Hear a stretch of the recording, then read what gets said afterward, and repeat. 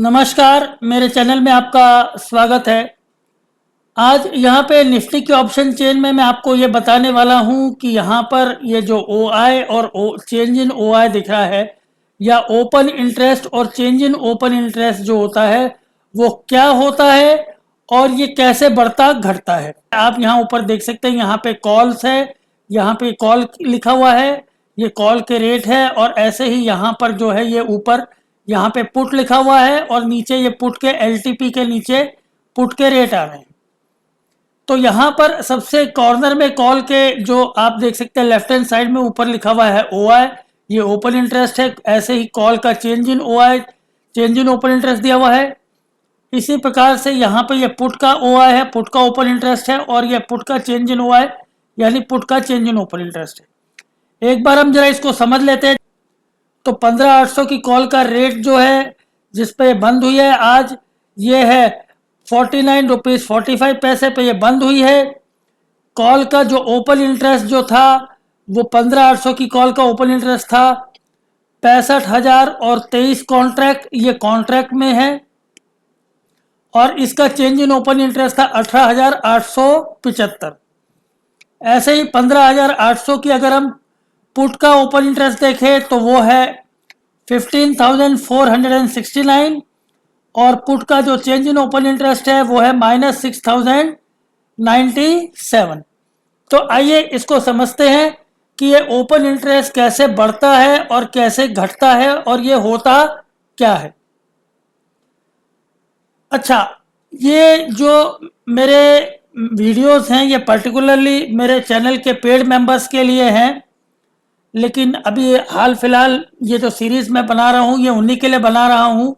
और इनमें से कुछ वीडियोस जो है जो सीरीज़ के अब यहाँ से शुरू हो रही है ये अभी आप जनरल पब्लिक के लिए ओपन है।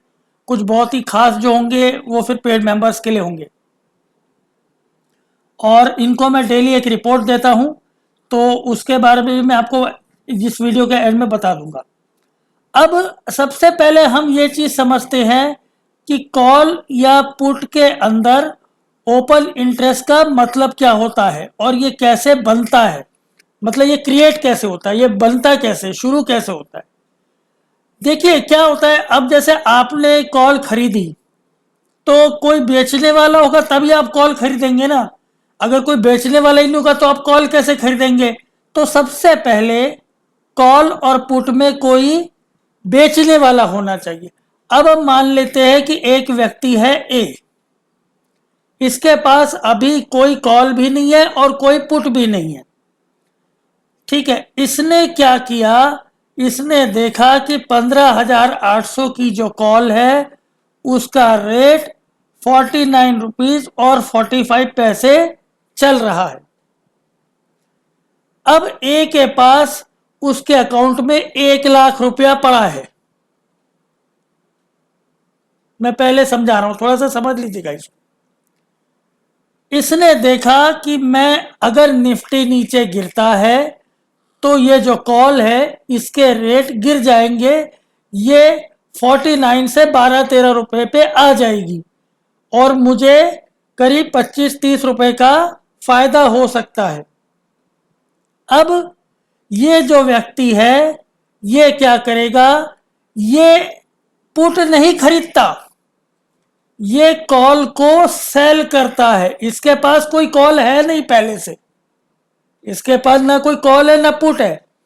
इसने कॉल बेच दी, कितने में बेच दी, 49 रुपीज 45 पैसे में इसने सेल कर दी।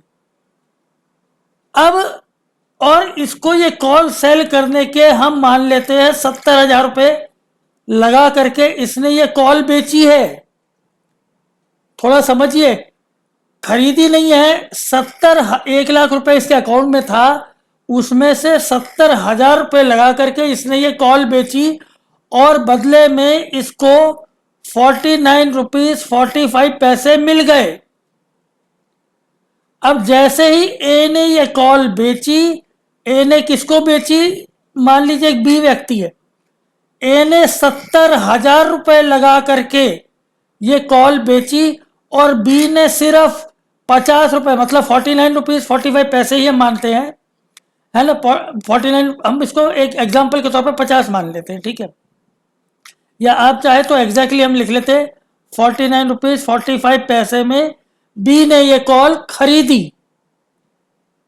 अब क्या हो गया कि ए तो बाजार का बहुत बड़ा खिलाड़ी था, उसने कॉल बेची, उसको मालूम है बाजार गिरेगा, अपने शेयर्स भी बेच ही रहा है, निफ्टी नीचे गिर गया। अब ये कॉल का रेट गिर करके हो गया 30 रुपए। बी घाटे में जा रहा है, उसने अपनी कॉल घाटे में सी को बेच दी, किसी और को। सी ने कितने में खरीदी? 30 रुपए में। ये जो ए है इसको तो पहले ही ये इतने रुपए मिल चुके हैं, 49 रुपीज 45 पैसे ए को मिल चुके हैं। बी ने खरीदी, बी ने लॉस उठा करके सी को आगे 30 रुपए में बेच दी। बाजार और गिरता चला गया, ठीक है, 15,600 के पास आ गया। अब सी को भी घाटा हो गया, उसने डी को ये कॉल 11 रुपए में वापस बेच दी। कितने रुपए में बेची? 11 रुपए में डी को ये कॉल बेच दी। अब डी भी घाटे में जा रहा है, डी ने सिर्फ 10 रुपए में ये कॉल वापस किसको बेच दी? ए को। कितने रुपए में? 10 रुपए में। अब ए ने जब 10 रुपए में ये कॉल वापस खरीदी तो उसको क्या हुआ? उसको उसने 10 रुपए देकर के कॉल खरीदी, उसने जो 70,000 रुपए दिए थे कॉल बेचने के लिए वो उसको वापस मिले, प्लस उसको 39 रुपीज 45 पैसे का फायदा भी हो गया। तो पहले तो यहां पे मैं आपको यह भी समझा रहा हूं कि ओपन इंटरेस्ट क्या होता है, कॉल राइटिंग क्या होती है और पुट राइटिंग क्या होती है। तो ये जो ए ने कॉल बेची इसको बोलते हैं कॉल राइटिंग, इसको बोलते हैं कॉल राइटिंग। ऐसे ही अगर ए ने कॉल नहीं बेची होती और पुट बेच दी होती तो वो कॉल राइटिंग के बजाय क्या बन जाती? Put writing. तो पहली बात तो ये चीज समझ लीजिए कि ए जब कोई कॉल बेच रहा है वो कॉल राइटिंग कर रहा है। अब इसमें ओपन इंटरेस्ट कैसे चेंज हुआ ये भी समझ लीजिए। जब ए पहली बार बी को कॉल बेचता है तो इसका कॉल का जो ओपन इंटरेस्ट है ओ आई वो 1 से बढ़ जाता है। जैसे अब यहां पर 15,800 की कॉल का ओपन इंटरेस्ट जो भी है वो उसमें 1 से बढ़ जाएगा। अब बी ने सी को कॉल बेची, यहां पे देखिए ये जो बी है वो किसको कॉल बेच रहा है? सी को। तो क्या ओपन इंटरेस्ट में कोई चेंज आएगा? नहीं, अभी ओपन इंटरेस्ट कुछ भी नहीं बदलेगा। क्यों? क्योंकि बी सी को कॉल बेच रहा है, उसमें ओपन इंटरेस्ट में कोई चेंज नहीं आएगा। क्या किस चीज में आएगा? खाली वॉल्यूम बदलेगा। क्या बदलेगा? वॉल्यूम। कॉल का वॉल्यूम चेंज होता रहेगा लेकिन ओपन इंटरेस्ट नहीं बदलेगा। ओपन अब ऐसे ही सी ने डी को बेच दी, वॉल्यूम 1 से और बढ़ गया। अब इसको भी थोड़ा सा हम समझ लेते हैं, वॉल्यूम और ओपन इंटरेस्ट कब बढ़ रहा है। ए ने बी को कॉल बेची, वॉल्यूम भी 1 से बढ़ गया और ओपन इंटरेस्ट भी 1 से बढ़ गया। वॉल्यूम भी 1 से बढ़ गया और ओपन इंटरेस्ट भी 1 से बढ़ गया। बी ने सी को बेची, वॉल्यूम अब 2 हो गया, ये कॉल 2 बार चेंज हो चुकी है, 2 हाथों में जा चुकी है, लेकिन ओपन इंटरेस्ट अभी भी 1 से ही बढ़ा हुआ है। सी ने डी को बेची, वॉल्यूम 3 हो गया, मतलब इस कॉल के ऊपर 3 ट्रेड लग चुके हैं लेकिन इसका ओपन इंटरेस्ट अभी भी 1 ही से बढ़ा हुआ है। डी ने वापस ए को बेच दी, वॉल्यूम 4 हो गया, यानी इसमें 4 ट्रेड लग चुके और ओपन इंटरेस्ट अब हो गया 0।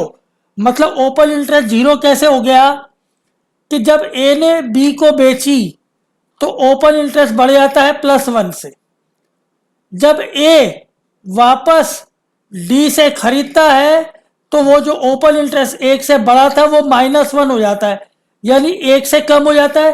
तो टोटल कितना हो जाता है? Open interest 0। समझ में आ रहा है क्या? तो जैसे ही ए वापस खरीदता है तो ओपन इंटरेस्ट -1 हो गया, पहले 1 था, 1 प्लस माइनस 1 यानी कितना हो गया टोटल 0। तो ये चीज समझ लो।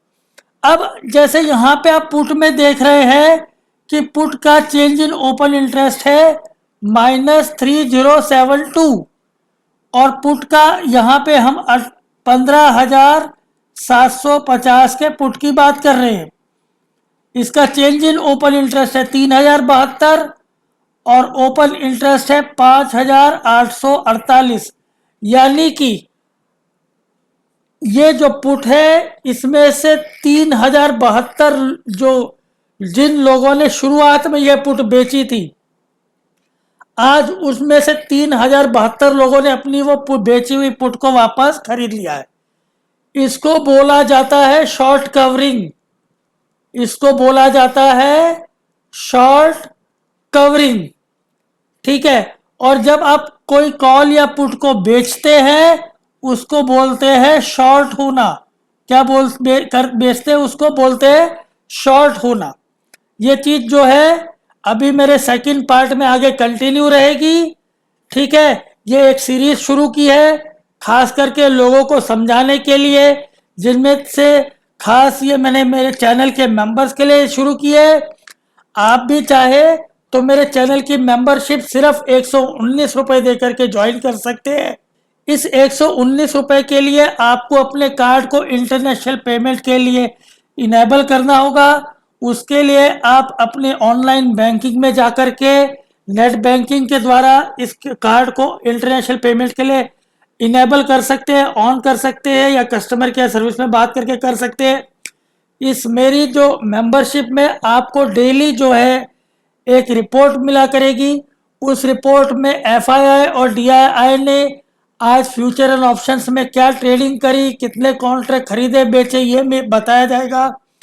और उसके साथ ही साथ ये जो ऑप्शन चेन है सामने की, इसके अंदर में आपको जो कुछ जो पास के जो ऑप्शन चेन है उसके बारे में जैसे ये बताऊंगा कि 15,700 की कॉल में शॉर्ट लगे हैं या लॉन्ग पोजीशन बनी है। ऐसे ही 15,700 की पुट में शॉर्ट पोजीशन बनी है, शॉर्ट कवरिंग हुई है, लॉन्ग अनवाइंडिंग हुई है, जिससे कि आपको अगले दिन के ट्रेडिंग के लिए एक अंदाजा मिलेगा। और मैं यहाँ पे मेरा एक ओपिनियन देता हूँ कि भाई ये जो निफ्टी है बाजार है ये यहाँ से यहाँ के बीच में रह सकता है। और कई सारे मेरे मेंबर्स जो है वो इस बात की गवाही दे सकते हैं कि ये रिपोर्ट्स वाकई में उनके लिए फ़ायदेमंद रहती है। और अगर मेरा वो वीडियो सुन रहे हो तो कृपया मेरी रिक्वेस्ट है कि अब से हर मेरे इन वीडियो में एक कमेंट ज़रूर डाल दिया करें ताकि जो दूसरे लोग हैं उन्हें ज़रूर पता चले। ठीक है। और इसी सीरीज़ को मैं अब आगे कंटिन्यू करते रहूँगा कि शॉर्ट कवरिंग क्या है, थोड़ा सा और समझाऊँगा लॉन्ग अनवाइंडिंग क्या है, तो इसको मैं और आगे डिटेल में आपको समझाता हूँ।